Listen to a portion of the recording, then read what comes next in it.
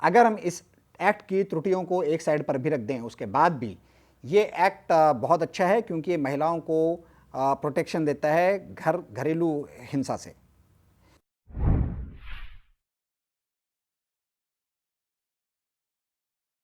नमस्कार and welcome to कानूनन।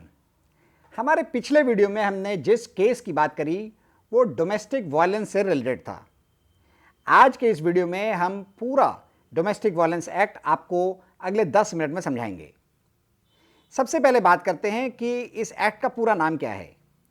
English में इस एक्ट को protection of women from domestic violence act 2005 और हिंदी में घरेलू हिंसा से महिलाओं का संरक्षण अधिनियम 2005 कहा जाता है।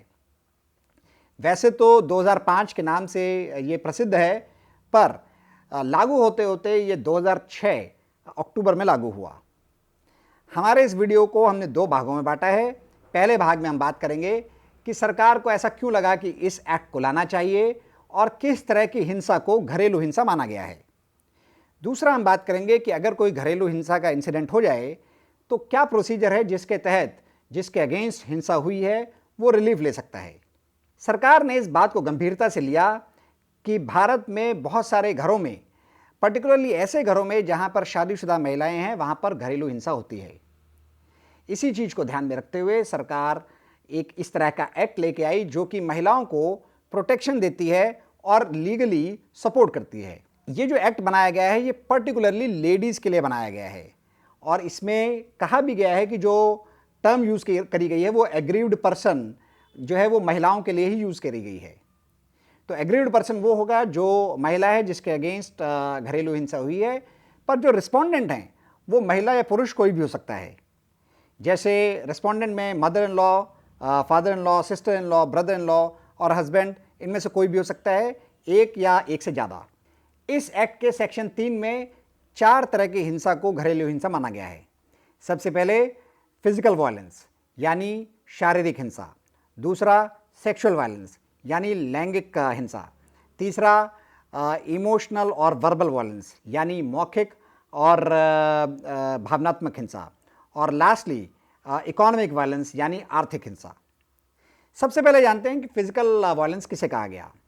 किसी को धकेलना, किसी के साथ मारपीट करना, किसी के शरीर को क्षति पहुंचाना या उसे नुकसान पहुंचाना, कुछ इस तरह का कृत्य करना जिससे किसी की जान को खतरा हो जाए या किसी बॉडी पार्ट को फिजिकल डैमेज हो जाए।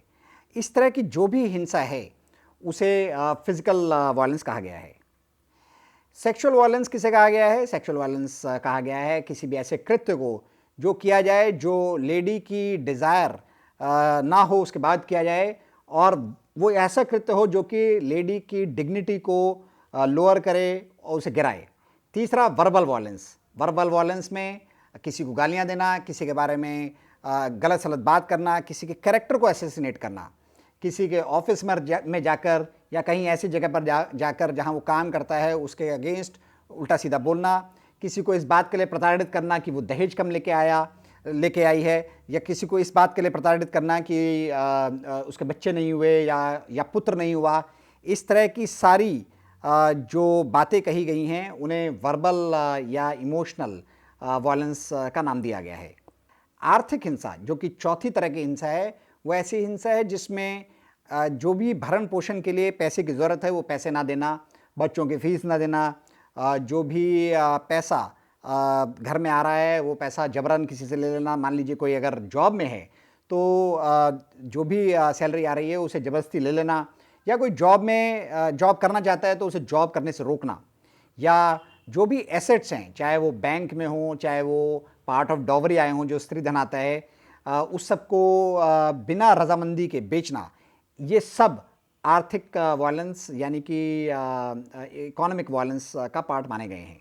अब बात करते हैं कि अगर किसी के अगेंस्ट डोमेस्टिक वायलेंस हो गई है तो क्या प्रक्रिया फॉलो की जाएगी इस एक्ट के तहत।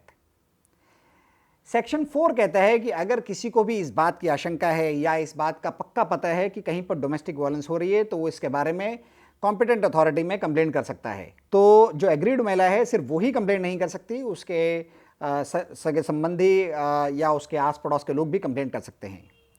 ऐसा बहुत बार देखा गया है कि किसी पड़ोसी को ऐसा लगता है कि डोमेस्टिक वायलेंस हो रही है या डोमेस्टिक वायलेंस होने की आशंका है, पर उसके बावजूद भी वो कोई कार्रवाई नहीं करता क्योंकि उसको लगता है कि वो लीगल हैसल में फंस जाएगा। पर इस सेक्शन में ये क्लियर कर दिया गया है कि अगर गुड फेथ में, अगर आशंका भी है, एक्चुअली नहीं हुई है, अगर गुड फेथ में कंप्लेंट करी जाएगी तो जो कंप्लेनेंट है उसके खिलाफ कोई कार्रवाई नहीं की जाएगी। अब मान लीजिए कि घरेलू हिंसा का एक इंसिडेंट हो गया, तो सेक्शन 5 कहता है कि जब भी इस तरह की कोई जानकारी जो पुलिस ऑफिसर है या जो प्रोटेक्शन ऑफिसर है या जो मजिस्ट्रेट हैं, अगर उनके सामने लाई जाती है, तो सबसे पहले जो प्रोटेक्शन ऑफिसर है वो इंश्योर करेगा कि वो महिला को ये बताए कि इस एक्ट के तहत उसके क्या राइट्स हैं, क्या क्या तरह की रिलीफ उसे मिल सकती हैं और किस तरह के ऑर्डर्स कोर्ट उसके फेवर में दे सकती है। एक्ट का सेक्शन 12 कहता है कि एक बार कंप्लेंट की एप्लीकेशन आ जाए तो उसके बाद जो प्रोटेक्शन ऑफिसर है उसकी ड्यूटी बनती है कि वो एक डोमेस्टिक इंसिडेंट रिपोर्ट यानी DIR तैयार करे, जिसमें वो सारी इंफॉर्मेशन लिखी हो कि किस तरह की वायलेंस हुई है, क्या क्या डिज़ायर्स हैं जो महिला है वो क्या चाहती है, और वो मजिस्ट्रेट के सामने पेश करे। मजिस्ट्रेट 3 दिन के अंदर अंदर जब एप्लीकेशन डाली जाएगी कार्रवाई शुरू कर देंगे और 60 दिन के अंदर अंदर कोशिश करेंगे कि इस पूरे प्रोसेस को ख़त्म कर दिया जाए। अब बात करते हैं कि मजिस्ट्रेट द्वारा क्या क्या कार्रवाई की जा सकती है और क्या क्या ऑर्डर्स वो पास कर सकते हैं। सबसे पहले हम बात करेंगे सेक्शन 16 की, जिसमें कहा गया है कि अगर मजिस्ट्रेट को ऐसा लगता है कि जो सारी प्रोसीडिंग्स हैं वो इन कैमरा होनी चाहिए या कोई भी पार्टी ये कहती है कि इन कैमरा प्रोसीडिंग्स हो, तो वो इंश्योर करेगा कि सारी प्रोसीडिंग जो है वो इन कैमरा ही हो। हाँ, कोर्ट्स की कोशिश हमेशा ये रहती है कि ऐसे केसेस में जितना ज़्यादा से ज़्यादा कंसिलेशन हो सके उतना अच्छा है। जितना जो भी डिस्प्यूट हुआ है अगर उसे एमिकेबली रिजॉल्व किया जा सके तो वो अच्छा है।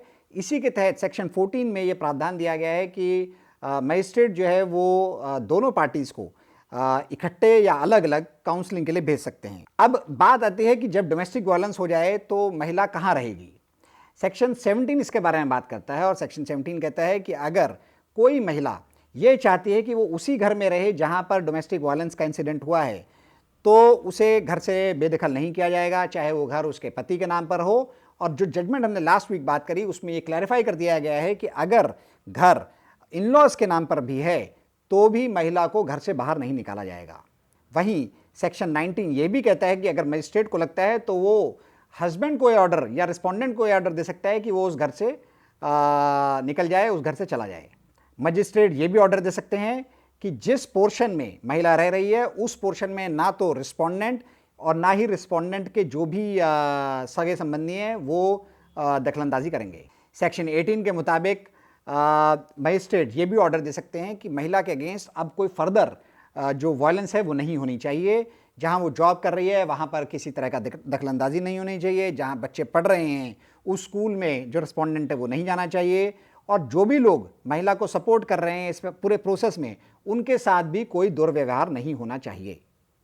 अगर प्रे किया जाए तो मजिस्ट्रेट ये भी ऑर्डर दे सकते हैं कि जो भी अकाउंट जॉइंट हैं या रिस्पोंडेंट के भी जो भी अकाउंट हैं या जो भी स्त्रीधन लाया गया है या जो भी FDs या इस तरह की चीज़ें हैं जो सिक्योरिटीज़ वगैरह हैं, उन्हें ना बेचा जाएगा ना उनमें कोई ट्रांजैक्शन की जाएगी जब तक कि रिस्पोंडेंट मजिस्ट्रेट से परमिशन ना ले ले।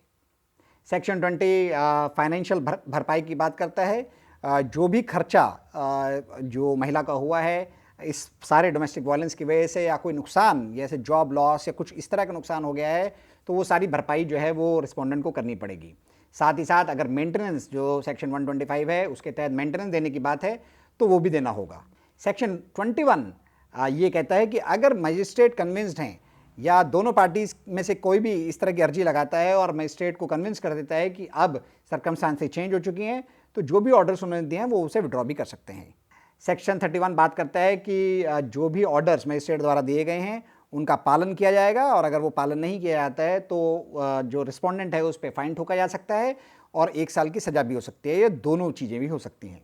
एक बात और, अगर रिस्पोंडेंट जो है जो भी कॉम्पनसेशन डिसाइड किया गया वो नहीं देता है तो कोर्ट ये भी ऑर्डर दे सकती है कि जो एम्प्लॉयर है रिस्पोंडेंट का वो डायरेक्टली महिला के खाते में पैसे को जमा कराए।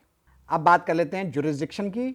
तो ज्यूरिसडिक्शन में ऐसा है कि जहाँ पर इंसिडेंट हुआ है आप वहाँ पर एप्लीकेशन दे सकते हैं। जहाँ पर रिस्पोंडेंट रह रहा है, जॉब कर रहा है, वहाँ पर एप्लीकेशन दे सकते हैं, या जहाँ पर एग्रीड महिला रह रही है या जॉब कर रही है वहाँ पर भी एप्लीकेशन दे सकते हैं। अगर कोई जो भी ऑर्डर दिए गए हैं मजिस्ट्रेट द्वारा, अगर कोई उससे खुश नहीं है तो अपील भी कर सकता है 30 दिन के अंदर अंदर। आखिर में उन सब के लिए जिनको लगता है कि महिला को बाद में भी प्रताड़ित किया जा सकता है, तो अगर कोर्ट चाहे तो वो ऐसा ऑर्डर दे सकते हैं कि जो लोकल पुलिस स्टेशन है जहाँ पर महिला रह रही है वो महिला को प्रोटेक्शन प्रोवाइड करेगी। तो ये था पूरा लेखा जोखा डोमेस्टिक वायलेंस एक्ट के बारे में।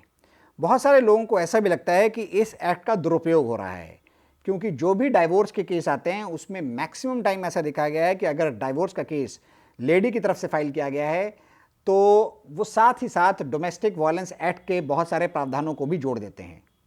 अगर हम इस एक्ट की त्रुटियों को एक साइड पर भी रख दें, उसके बाद भी ये एक्ट बहुत अच्छा है, क्योंकि ये महिलाओं को प्रोटेक्शन देता है घरेलू हिंसा से। आपको ये वीडियो कैसा लगा, अपनी राय, अपने सुझाव हमें कमेंट बॉक्स में लिखकर भेज सकते हैं। अगर आपको ये वीडियो अच्छा लगा तो आप हमारे और भी वीडियोस कानूनन पर जाकर देख सकते हैं। Thank you for watching this one.